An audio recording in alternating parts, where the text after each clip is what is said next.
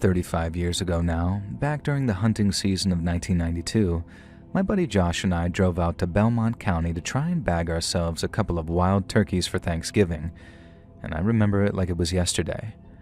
I was 22, he was 23, and we both had jobs in a mill down in Wheeling, him on the line and me hauling scrap. And the pay wasn't great, but it kept the lights on and fridge stocked, and since we each worked 4 on and 4 off, it gave us plenty of time to head off hunting once the season started. That year, I told my mom that I'd bring a turkey over on Thanksgiving morning so she could have it stuffed and roasted come dinner time. But then, like I said, to save a couple of bucks, we figured that we'd kill 2 birds with 1 stone and turn what should have been a grocery store run into a hunting trip. Now, I had this old 78 F-150 at the time, a total rust bucket, but tough as an old boot, too. So after loading it up with our shotgun and cooler full of beers and cold cuts, we hit the road before dawn, heading east out into the woods before the sun had even risen. Now, we got to where we planned to park the truck just after dawn, a spot at the end of a dirt road which petered off at a thick patch of woods. Now, we've been out there the year before, and Belmont's got the most perfect mix of rolling hills and oak-rich forest, which mean there'd be plenty of acorns dropping to fatten up those turkeys. Look into it. It gives them this natural flavor that the store-bought ones, I'll tell you, are lacking. Now, we were walking and talking, sipping on some coffee as the birds started getting pretty noisy. Then about a mile in, we threw together a blind with some camo netting and a bunch of larger fallen branches. Now, I had a box call with me, one that my grandpa actually carved, so for the first hour or so I kept on letting out the odd yelp or cluck type of sound, trying to sound like a lonely young hen. But the most we got was a few squirrels rustling around or the occasional deer snort off in the distance. Josh ended up cracking a joke about how we'd end up having to shoot a possum and call it a turkey when we get home, but then not even a couple of minutes later, we heard that first gobble echo over from a ridge. Now finally, after what felt like forever of us just sitting there freezing our nuts off, we spotted a small flock scratching their way through the underbrush about 50 yards ahead of us. Me and Josh are as excited as 2 little kids on Christmas Eve, watching them get closer and closer, totally none the wiser that we're sitting there behind all that camo netting. We waited, and then we waited some more. And then right when the time was right, I brought up my 12 gauge and then made this one turkey drop like a sack of potatoes as I got a really fine hit on him. Josh got another, but mine had been the bigger Tom, strutting all proud with his feathers fanned and his beard swinging. But all it took was one pull of my trigger, and he flopped off in a puff of feathers. Now, we traded a few high fives, got to dragging these birds back to the truck, which made for one heck of a workout, as I'm sure you're familiar, and then started on the field dressing then and there, and then so we wouldn't have to mess with it back home. Now, we were knee-deep in feathers and guts, squatting by the birds and trying to get them cleaned up before the sun got too high and warm things up, because Lord knows poultry smells like ass when the warm air starts getting to it. Now, Josh started talking about how gutting turkeys made him wish that we stuck to fishing and how it's easier to gut certain kinds of fish than it is to get the wrapper off a Slim Jim. Now, that part made me laugh, and I turned to ask him what in the hell kind of Slim Jims he's been eating, but I didn't get a chance to get the words out, because before I even opened my mouth, a bullet flew over our heads and a shot rang out. Now, I think it was a tree that stopped the bullet, but I can't be certain. All I heard was this chunk sort of sound as it landed somewhere behind us. And both me and Josh just froze up for a second. And while I can't tell you what he was thinking at that moment, I couldn't imagine why anyone might shoot at us, so I assumed it was an accident of some kind. Now, we were both crouched still as I yelled out something, "What the hell? Hey, dumbass, watch your aim!" Now, I didn't really figure it was just some idiot greenhorn who couldn't tell a turkey call from the goddamn echo of one, and I expected to hear an apology, but instead, we got nothing. No answer at all. Just the wind rustling dead leaves. And then suddenly, another crack split the air and a second bullet hit even closer than the first. When it kicked up a clump of dirt no more than 3 feet away from Josh's boot, we both screamed and ran for cover behind the truck. For a second, I thought I could run for my gun, which by then was leaning up against a log nearby. But I was also pretty sure grabbing it meant giving whoever was out there a very clear shot of me, so I realized pretty quickly that we had no choice but to stay crouched and hope the shooter didn't have an angle on us. Now, Josh kept trying to figure out where it was coming from, but it only took a couple of seconds for us to figure out that, at the very least, he wasn't behind us. He was somewhere out there in front of us and on the other side of that truck. Now, the best we could do was look out into the truck's side mirror and hope that we could catch a muzzle flash or something should the shooter choose to fire again. Josh leaned down at one point too, trying to peek out under the truck, but I told him to stop being so dumb before he got his freaking head shot off. He then tried reaching for his gun, and I swear I thought I was about to watch him take a bullet right then and there, but he managed to reach and grab it without the shooter firing a third time. And that's what gave us hope that whoever had fired had just simply ran off, so after a couple of more minutes of waiting there, we decided to make a break for it. We counted off a quiet 3, then scrambled up and dived into the truck, leaving those half-dressed turkeys laying there as we sped off as fast as we could. I didn't even think about going for my gun, not while Josh had his. And then while leaning over in the seat so as not to expose myself through the windshield, I started up the truck's engine, and off we went with the wheels spinning and not even bothering to close the doors. I kept waiting for a shot to shatter the windshield or ping off the tailgate, but there was nothing but the sound of my engine as we hauled ass down that dirt road. We didn't slow down until we hit the highway, but even then, it took another couple of miles before our hearts stopped pounding like they were fixing to explode. And we drove right over to the county sheriff's office, so wired on adrenaline and how surreal it all was that we forgot to wash the blood off of our hands. One of the deputies later joked that he thought we'd walk in to confess a murder and hadn't ever been so relieved in his life when we said it was turkey blood and he saw the little white feathers caked in the mud on our boots. Now, once we got as clean as we could in the department bathroom, we both sat down with the deputy I mentioned and walked him through the whole insane ordeal. It felt like talking about a dream, like it all happened so fast and it made such little sense that describing it all to that deputy felt almost like I was talking about someone else. The deputy took our statements, asked us a bunch of questions, mainly on the location of where it all happened, and that's when leaving the turkeys behind became a good thing because if the cops found 2 half-dressed turkeys, then they'd had our spot. The deputy told us that they'd send a patrol out to check, but with it being hunting season, he was betting on it being anything from a stray bullet to some fool playing games. And to us, it felt way more personal than that. But we also figured that the sheriff's department would do a better job figuring it all out than we ever could. And I guess they did exactly that too, as it took them a couple of years. After we gave our statements, Josh and I grabbed some coffee at a gas station, and he talked me out of going back to where he'd been shot at so I could retrieve my shotgun. Although if I had chosen to go back, I'd have found what the deputies did a couple of days later, which was 2 half-dressed turkeys, but no shotgun. And that's what was real creepy, thinking whoever shot at us hadn't run off or run out of ammunition or whatever. They took 2 shots, then watched us drive off, all scared before walking up on where we'd been and stealing my gun. And the whole thing sure did ruin a good hunt, that's for damn sure, and my mother ended up buying a store-bought turkey which tasted like cardboard compared to what we could have had. Now it felt like we'd lost something even bigger than those turkeys and that shotgun.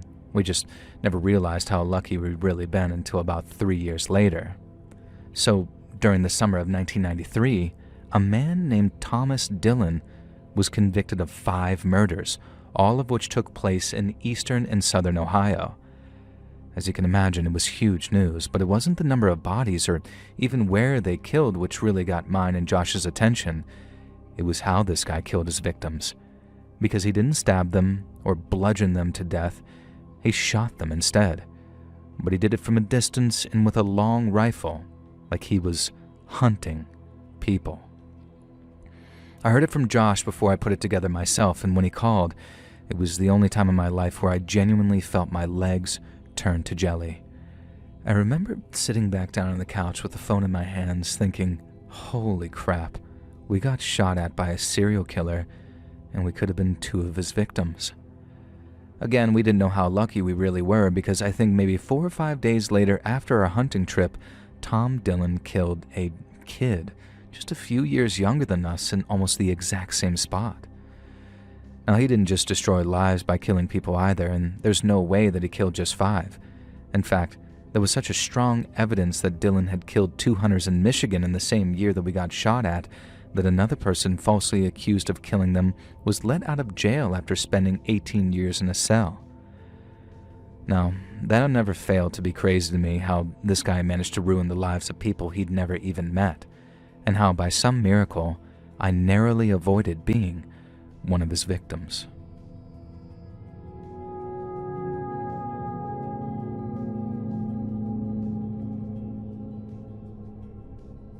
I grew up in a little town in Barber County, West Virginia during the late 50s and early 60s. Now, it was a lot like you might expect. Really poor, very family-oriented, and lots of Jesus Christ. There were a lot of backyard vegetable patches, people made a lot of homemade wine and liquor, and if you couldn't afford to put meat on the table, well, you went out and hunted it for yourself. I know of certain college towns that are crazy over football, but around here in Bellington and Alston, hunting was very much the local pastime. Now, I guess it carried on from the Great Depression, and it was very much a rite of passage for young men like myself to head out with their paws and grandpas and try to bag a deer. We learned hunting safety as early as elementary school and how you never went out into the woods during hunting season without blazing orange somewhere on your uppers. Now, we were also raised to have respect for the men who put their bodies on the line to feed their families and neighbors, because Lord knows you get a heck of a lot of meat out of a full-grown deer. And so when 2 hunters from around Bellington went missing back when I was 12, I remember it being a really big deal. My dad joined one of the search parties that went out looking for the 2 missing men, who turned out to be 2 regular hunting partners named Mo and Larry. Now, they used to get called the 2 Stooges on account of them lacking a curly, but no one made that joke after they disappeared. And after that, it was just poor Mo and Larry, or those missing hunters.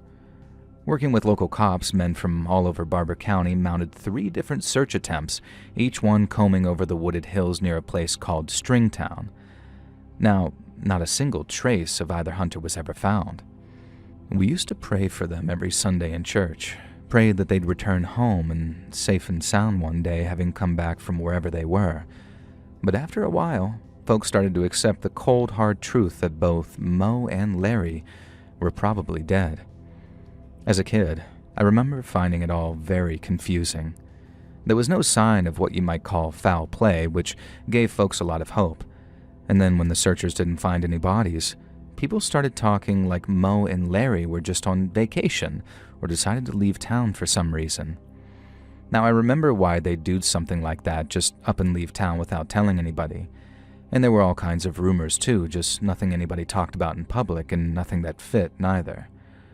But then one day, there was suddenly a little memorial outside the church, and I saw Mo and Larry's families all dressed in black on 2 consecutive weekends.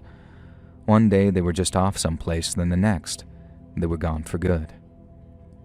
This was many years after they went missing, and I later learned that Mo and Larry's families decided to declare them dead in absentia for legal and financial reasons, but doing that meant giving up on them and accepting that they were gone. And then, when the town finally accepted that Mo and Larry were really dead, and not just missing, it was like this whole second wave of grief that I remember much clearer on account of being older. Now, I guess it was how everyone was feeling for Mo and Larry's kids, because they left 2 widows, but 5 orphans. It twisted people up inside to see so many kids grieving like that, having all that hope ripped away from them after it kept them warm for so many years. And then people got bitter and mad and started looking for someone or something to blame. Now, it was at a town meeting when someone suggested the volunteer search teams hadn't done their jobs properly, and all hell broke loose. There was a lot of yelling back and forth, and I remember Dad switching from beer to whiskey that evening as he sat on the porch watching the night roll on. He was talking to just about anyone who'd listen, and he told me all about how there was something off about how the search went on, how Mo and Larry should have been boots on the ground, but how it was just like they just hopped in a truck and took off somewhere. Now, that wasn't out of the question, but the issue of why bothered some more than others. Some of those nasty rumors I mentioned involved Mo and Larry batting for the other team, so to speak, meaning some treated the disappearance like it was radioactive and didn't want to touch it. But then other folks, my dad included, had a way more frightening idea, one that involved poor Mo and Larry being forced into said truck against their will, as in, at gunpoint. According to my dad, all liquored up on the porch that night, there was no way in hell either man would just abandon their wives and kids like that, not without at least a note on the kitchen table. And if they'd been murdered out there, there'd be some shred of evidence to prove that they weren't all in one piece, be it a scrap of clothing or a scrap of them. And then according to my pop, anyone who said he and his boys didn't look hard enough were liars, because they turned over every leaf in those woods looking for Mo and Larry twice over, and they didn't find squat. It was just a real sad state of affairs, and the whole thing hung over the town for years and years and years. And then one day, the county sheriff comes to visit Mo and Larry's widows and starts asking them all kinds of questions about any business that they might have had with two farmers over in Tucker County. Neither widow knew what they were talking about, so they had nothing to share. But when they asked if there had been any developments in their search for their missing husbands, the sheriff gave them chicken feed, and that he was just talking to some farmers over there in Tucker about the disappearances.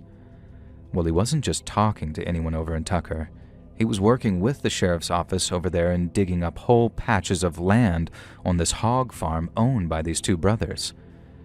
It took a couple of days for word to spread across county lines, but when it did, someone from Alston drove over to see it for themselves. Lo and behold, the cops were all still there, stripped to the waist with shovels and pickaxes, shoveling their way through mountains of dirt.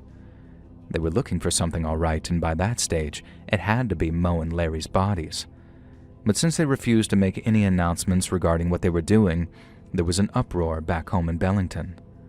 Folks wanted to know what the hell they were doing out there digging up some hog farm, or more specifically, what kind of tip-off they'd received that led them to put all that work into digging the place up. It was radio silence for weeks on end, and then when the Barber County Sheriff finally told folks what he was doing, they were even less happy than before. He said it was some kind of anonymous tip-off and that the whole dig had amounted to nothing, but people didn't believe a word of it. They didn't believe that they'd dig up a whole farm based on nothing but a tip. But the cops wouldn't budge. They said that there was nothing more to be done regarding that avenue of investigation, and there'd be more updates as and when they rolled in. But there were no updates, there was no news, and neither Mo nor Larry, bodies or otherwise, were ever found. The mystery of what happened to those two hunters stayed hanging over Bellington for as long as I lived there, and since I don't imagine people have forgotten about them, I don't imagine that dark cloud's about to disappear anytime soon.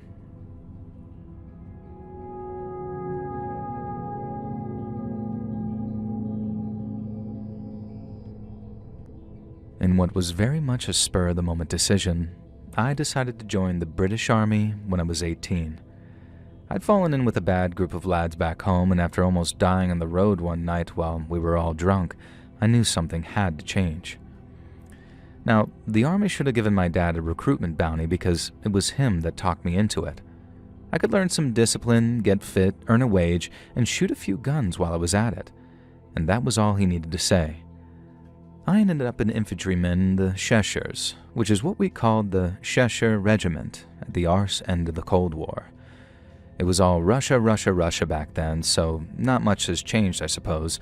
But then the USSR fell apart, and suddenly we had no one to fight. Things were looking up, and for young soldiers like myself, it seemed like we'd be spending the rest of our careers in peacetime. But then, not even a year after the USSR went tits up, another Eastern European country decided to crap the bed, and this time, it was Yugoslavia. Now, long story short, Yugoslavia was a country made up of people who hated each other's guts, and the only thing keeping a lid on it all was a dictatorship.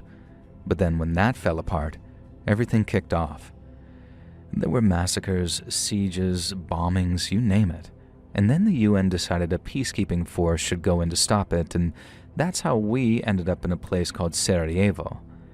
Being the biggest city in all of Bosnia, it had the highest concentration of people in the whole country living there, and when the war kicked off, it was immediately surrounded by Serbian forces.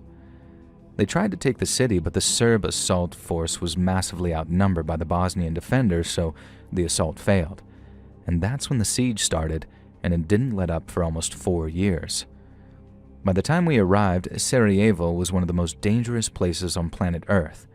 There were rocket and mortar barrages, both incoming and outgoing, sniper duels between Serbs and Bosnians, and sometimes both water and power would be shut off for weeks at a time, which made the city smell like an unwashed arse in the summer. It was hell on earth, and it was impossible for your heart not to break for the civilians forced to live there. People lost family every single day, like when the Serbs sent a single 120mm mortar shell into a crowded marketplace one day. More than 200 people were either hurt or killed just from that one little shell, and the Serbs did it on purpose. Their snipers had the same strategy and didn't restrict themselves to uniformed soldiers or even armed civilians. If they could see you, you were fair game, and I'll never ever forget watching a Serb sniper gun down this lone elderly woman as she tried to cross the street one day. The shelling was horrendously scary, but the Serbs were using old Soviet kits, so for the most part, it wasn't very accurate. But the thing we really worried about were the snipers, especially the good ones. They could get much closer than the mortar or rocket crews, and I'd say about 50% of the time, if they had you in their sights, you were done for. And it's a story about a sniper that I've got for you today. So, in April of 1993, my section and I had been given the job of guarding an intersection in our 2 armored vehicles. Jobs like that are usually quite boring. This one was the polar opposite. And aside from the already 300 artillery and mortar shells which hit Sarajevo on a daily basis, the snipers were incredibly ballsy. But while me and my section mates were safe in our armored cars, civilians, especially the old or infirm, were incredibly vulnerable to their fire. We kept watch, but it was also our job to provide mobile cover to civilians should they come under fire. Then, if possible, and without undue danger to innocent life, we would return fire until the incoming ceased and the snipers fled. Where we were stationed, we managed to identify 4 different snipers based on the location of their firing points and the caliber of ammunition they used. It wasn't a foolproof method, like they didn't shoot at us and we'd be like, "Oh, that's Dave," but we could usually figure it out pretty quickly. So when one day we had someone open up on us from a brand new firing point in a derelict high-rise, we reckoned that a brand new player had joined the game, and he must have been brand new because his shooting was shite.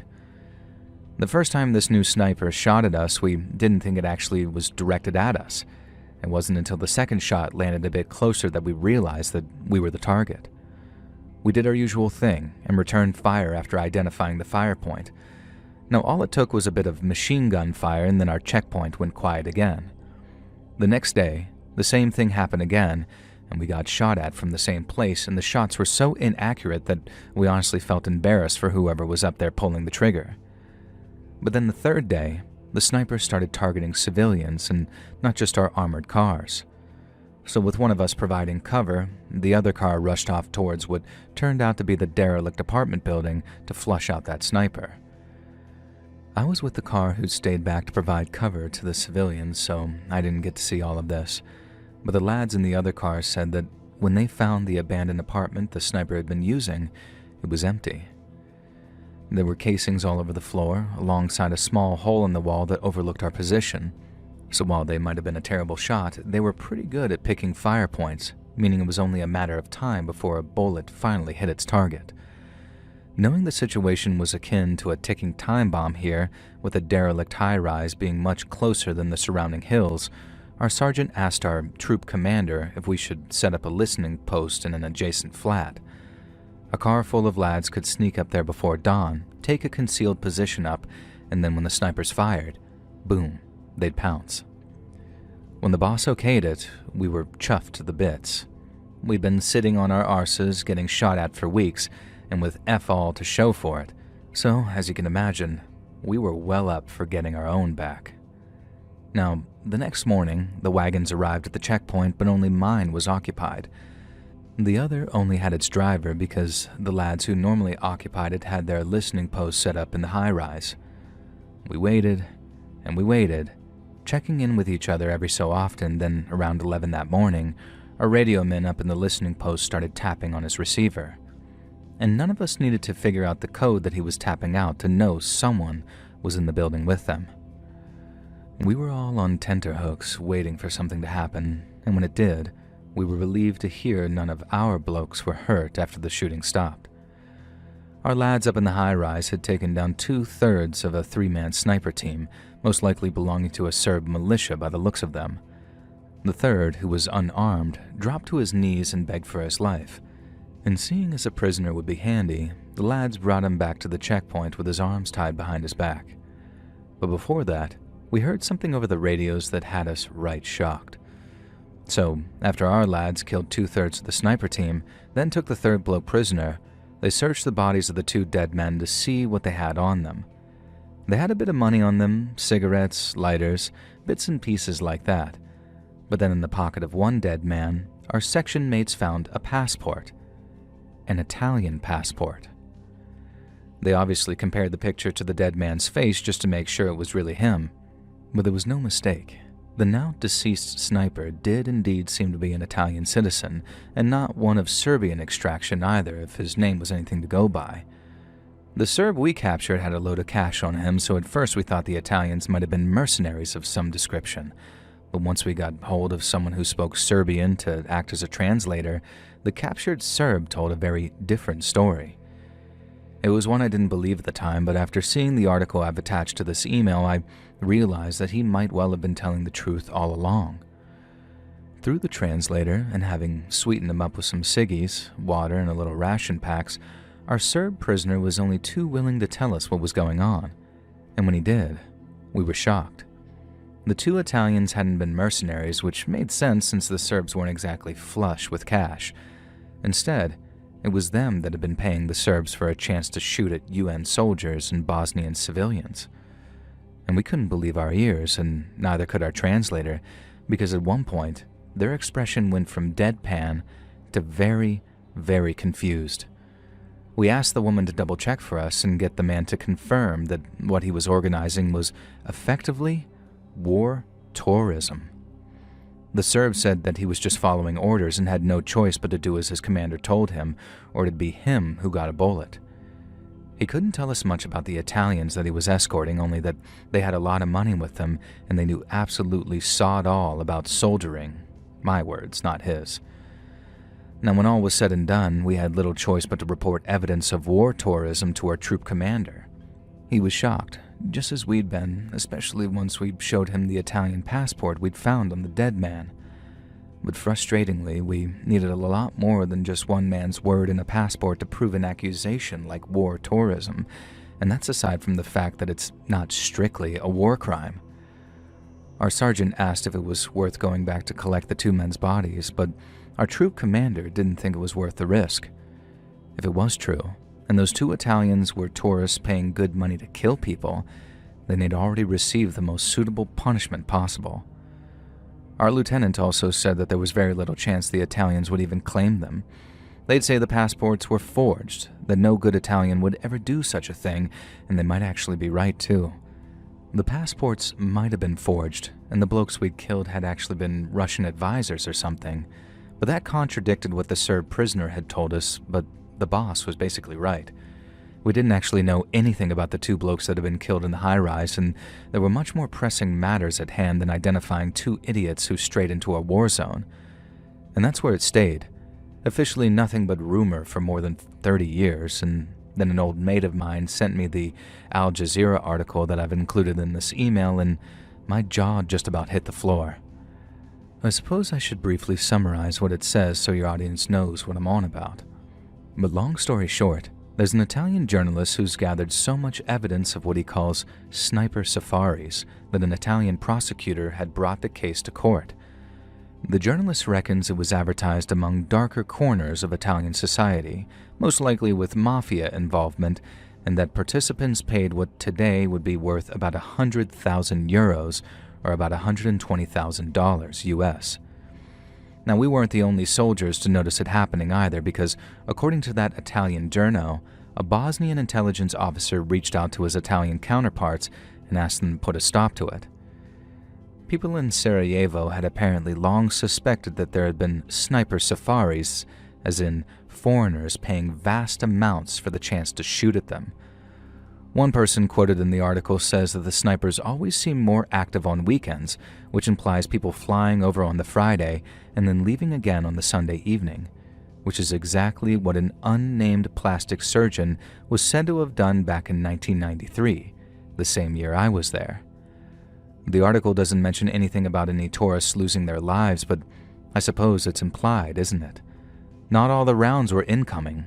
We fired back quite a few at the Serbs from inside Sarajevo, so I wouldn't be surprised if even more sniper safaris came under fire and ended up paying $100,000 for the privilege of losing their lives.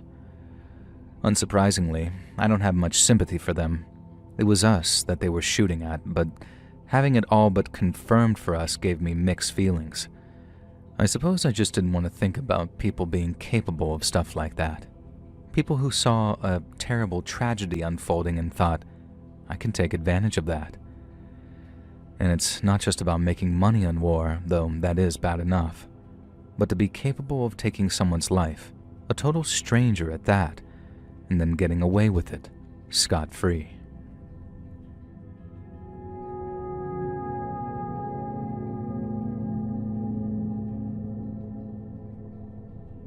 Buongiorno. My name is Laurent, and I'm from Charleroi here in Belgium, and I believe I have a story you may be interested in. Now, it's not a personal story of a frightening experience, but rather a story that is personal to me that frightens me very much to even think about. Now, perhaps that is my English failing me, in which case I beg your pardon. But all will become clear as this email progresses, and I promise it'll be worth your time to read.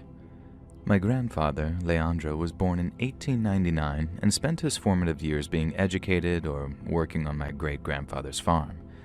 He planned on attending university with an aim of becoming a doctor, but the Great War changed many destinies. He was too young to serve in the army during the First War, then volunteered as a junior officer shortly prior to the outbreak of the Second. Yet the speed at which Germany invaded Belgium meant that his unit was overrun and he was forced to flee to Britain to become part of the Free Belgian Forces. His dream was to be present in the army that retook his homeland, but instead, the government in exile had other plans and sent him to the Congo. Now, despite its motherland being overrun by Germans, the Belgian colony of the Congo remained in Free Belgian hands. Yet the government was in dire need of people to aid in the country's colonial administration, which is why my grandfather was given the job. He traveled to the Congo in 1940, spent 5 years living and working there, and then when the war ended and it was time to return home, my grandfather refused. He claimed to have not only found a home away from home, but also a private enterprise by which he could richly support himself, and that of a hunting guide. Grandpa was based in a place called Kisangani, which is a city in the eastern portion of Congo's central basin that is surrounded by dense rainforests and jungles. Many wealthy Belgian and French hunters used to visit Kisangani and would pay vast amounts to hunting guides who could safely lead hunts for forest buffalo, red-coasted bongo, or the semi-aquatic Sitatunga antelope. Now, my grandfather had been an avid hunter both at home and in the Congo. So after risking his life for the freedom and liberty of all, he decided a life of leisure was in order and began a hunting enterprise so he could profit from his passions. My father and aunt would travel out to visit him in the winter times, and they witnessed firsthand how their father funded their lavish lifestyles back home in Charleroi. Now, my grandfather hosted a great number of Belgian and French celebrities, as well as diplomats and foreign dignitaries. He would throw extravagant parties with drinks and dancing after returning upriver with his clients from the hunting grounds. I have seen many photographs from those times, and to me he seemed like a happy, fun-loving, and remarkably unserious person. But that all ended in 1960 when a period of violent instability culminated in the Congo gaining independence from colonial rule. Many Belgians returned to their motherland, including my grandfather, but according to my father, his return marked a dramatic shift in his personality. Gone was the fun-loving, field sports-loving socialite who hunted by day and partied by night. And instead, a dour and bitter man had taken his place. My father and aunt were grown-ups by this time and didn't live in the large family home anymore, but they heard stories from my grandmother regarding the change in her husband's demeanor. He would sequester himself in his study for days on end, sleeping and taking his meals there too, and for months he lived like that, studying thick tomes and poring over maps before he finally shared the details of his affliction with my grandmother. And for the previous year, a business partner of his had gone missing in the field, and since the struggle for independence had slowed the process of his recovery, my grandfather had been forced to organize the search effort from thousands of miles away. And the process was clearly taking its toll. My grandmother didn't press him on the subject, but as the effort to recover his business partner stretched into 1961 and 1962, it was clear that the search was no longer for a living person, but potentially for their body. But then, in early 1963, my grandfather seemed to become very excited after obtaining new evidence of his partner's whereabouts. He flew to Congo just weeks later and spent around 10 weeks in the jungle searching for his partner. My grandmother said she prayed nightly for his success, and upon receiving news of his failure, she prayed that he would find a way to live with it. Yet instead of returning home in grief, having written an end to yet another sad and chaotic period of his life, his return marked the beginning of a brand new one, marked by madness, superstition, and social withdrawal. He began importing Minkisi statuettes from the Lengola tribespeople who inhabit the lands east and south of Kisangani. He imported them by the dozens, the quantity of which I have witnessed with my own eyes, but Minkisi are not mere decorative pieces. In fact, they have sometimes been described as portable graves. If a person takes even a clump of soul from the grave of a deceased person and passes it over or places it inside of a Minkisi, then the soul of the deceased can travel wherever the statue goes. Grandpa Leandro has these Minkisi guardians installed over windows and doors, but never explained whether this was to keep something in or to keep something out of his house. Now, my grandfather also oversaw the installation of what he called an ancestral altar in his study, but this he chose to explain. He kept it stocked with offerings like fresh water and fruits, or drew symbols on it in red chalk so that the spirits of the dead might linger and offer him guidance. My grandfather also kept bowls of river stones in his home and ordered a pond to be dug on his lands so that Simbi water spirits might make their home there. The Simbi are spirits which guard nature and ferry souls between life and death. Perhaps it was his advanced age that sparked such a fascination with them, but each of the fountains, bird baths, and even some of the water taps in his home bore images of Simbi. Yet I think it was their reputation for warning of danger which truly occupied my grandfather's mind. And that was how he spent his final years, fixated on antediluvian Congolese religion and living out his study like some kind of wealthy hermit. My grandmother said that, at first, Grandpa Leandro would only draw his strange chalk symbols around the ancestral altar in his study, but as he drew closer and closer to death, they began appearing in other areas of their home and with increasing frequency. But unlike the red symbols, which he believed invoked good health and longevity, these later symbols were only ever in white, which denoted communication with the spirit world. He grew more and more agitated as his health began to fail him. The presence of owls on his property frightened him terribly, since he firmly believed that they were an omen of death. My grandmother said that in the days before Grandpa Leandro passed, he seemed incredibly agitated and scatterbrained. He began demanding that she summon what he called a nanga, which is essentially a Congolese witch doctor, so they might perform death rites on him. My grandmother suffered terribly in her belief that her husband's mind was fracturing, but did as he wished, and found a nanga in form of an elderly Congolese housemaid who lived in Brussels. My grandmother feared the woman's presence would only further agitate her dying husband, but instead, he appeared calm and lucid as the nanga chanted and performed her rituals. My grandmother said it was a transformation. Whatever that woman said or did with him, it brought a frightened and paranoid man to peace, and then a few days later, he died. I was in my early 20s when he passed away, and until then, I had been shielded from most of his madness with the explanation that he was very eccentric and very ill. But after he died and my grandmother could no longer maintain the veneer of wellness, I found out everything I've written about and more in a whirlwind week of revelations. Now, as you can probably tell, I ended up doing a great deal of my own personal research into my grandfather's beliefs in the hopes that it might shed some light on the man's mind. But for every answer I obtain prompts only more questions and only deepens the mystery. My grandfather was something of a documentarian in his way, and I have already touched on the photo albums full of pictures of his lavish parties and prominent hunting clients. Now, he also kept many diaries of his service in the Congo, both private and public. But when it comes to information regarding his missing business partner, a South African gentleman named Francois, there is a frustrating and rather alarming absence. I found plenty of maps and invoices regarding the transportation of expeditionary equipment, but absolutely nothing on the circumstances of Francois' disappearances, or what happened on the attempt to recover him which took place in 1963. Discovering what happened on this trip is nothing short of pivotal to explaining my grandfather's beliefs and his state of mind, yet I am at a complete loss to explain it. And in the absence of explanations, I find myself entertaining some very frightening ideas.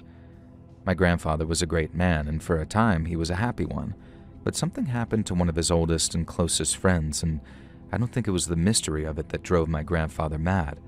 I think it was the truth. I think something horrifying beyond reason happened to my grandfather's friend, something that only ancient religion and superstition could bring him comfort. And despite my best efforts to uncover what that thing is, I find myself wondering, do I really want to know the truth? The same truth which stole his sanity.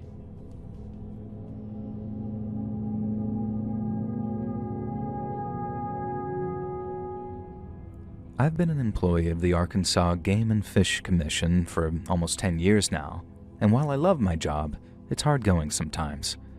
Now, to cut a long story short, we're the agency responsible for taking care of the state's wildlife, along with the various habitats that they call home.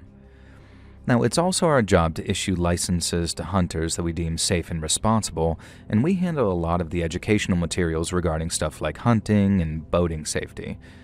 Now, we also run conservation programs to ensure the state's natural beauty can be enjoyed for generations to come. But it's not all rubber stamps and giving lectures to elementary school kids. There's a dark side to the job, and that dark side mostly consists of investigating hunting accidents. Our wildlife officers investigate reports of animal attacks, but also accidents like tree stand falls, and then we try to integrate what we learn into prevention programs so repeat incidents don't occur. But in more severe cases, especially those involving criminal negligence, which, God forbid, result in fatalities, we coordinate with local law enforcement for more thorough probes. Now, I've been unfortunate enough to have been involved in about 24 investigations of that nature, and each and every one of them involving serious injury or loss of life were both physically and mentally challenging. But there's only one such incident that manages to send shivers down my spine, even all these years later, and it's this one.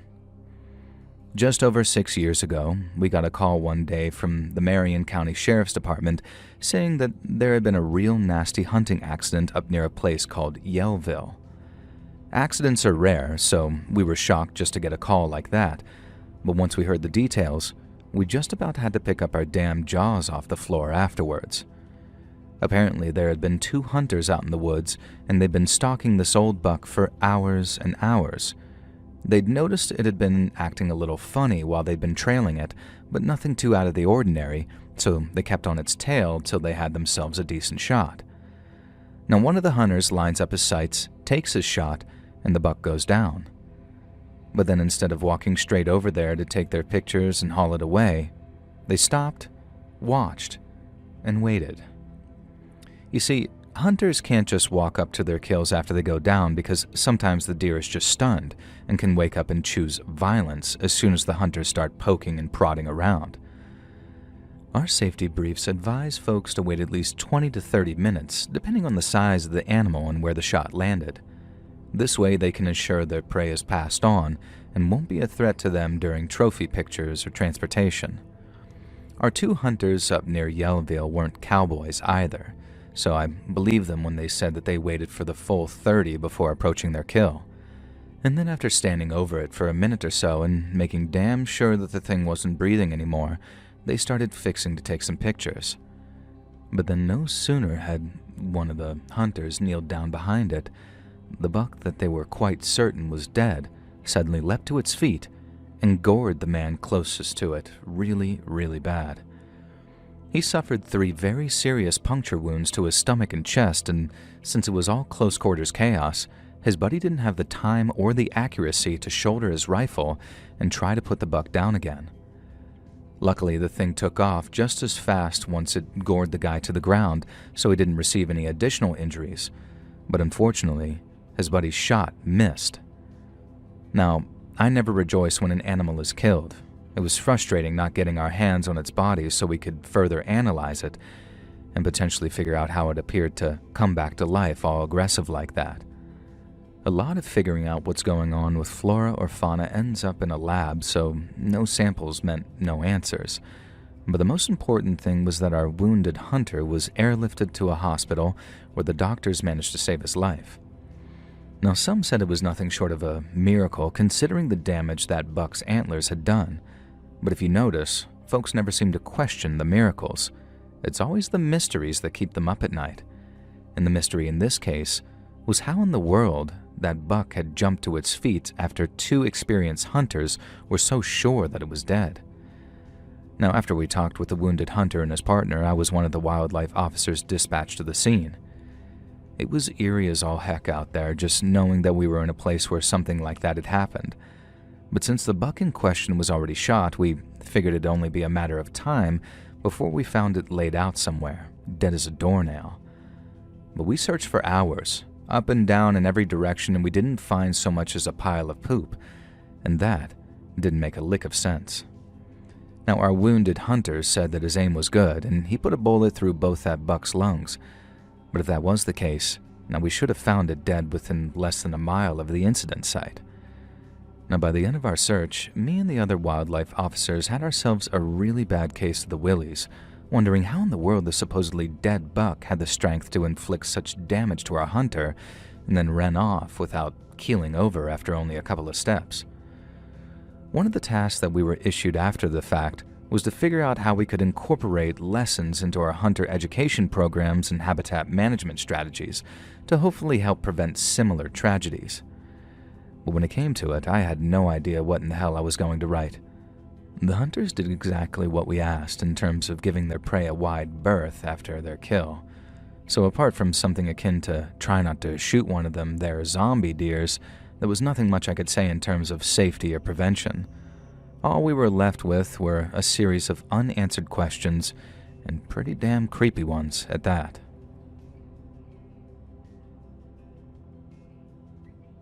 Hey friends, thanks for listening. Click that notification bell to be alerted of all future narrations.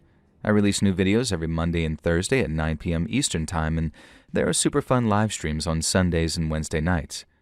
If you got a story, be sure to submit them over email at letsreadsubmissions@gmail.com and maybe even hear your story featured on the next video. And if you want to support me even more, grab early access to all future narrations and bonus content over on Patreon, or click that big join button to hear about the extra perks for members of the channel. And check out the Let's Read podcast, where you can hear all of these stories and big compilations located anywhere you listen to podcasts. I also have a true crime channel called Saturn Soul. All links are in the description below. Thanks so much, friends, and I'll see you again soon.